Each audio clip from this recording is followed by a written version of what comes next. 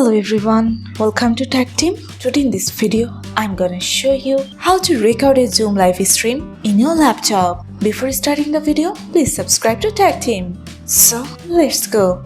For this, you have to go to your Google Chrome. Now search here techsmith.com.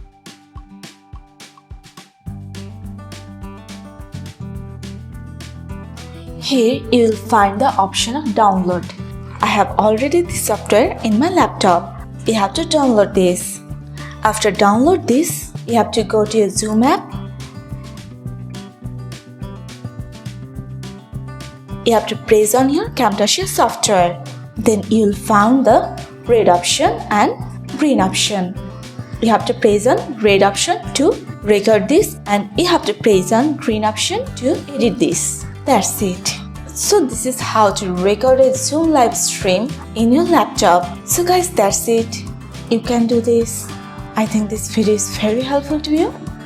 If it was, then give a thumbs up and hit the subscribe button. And thanks for watching.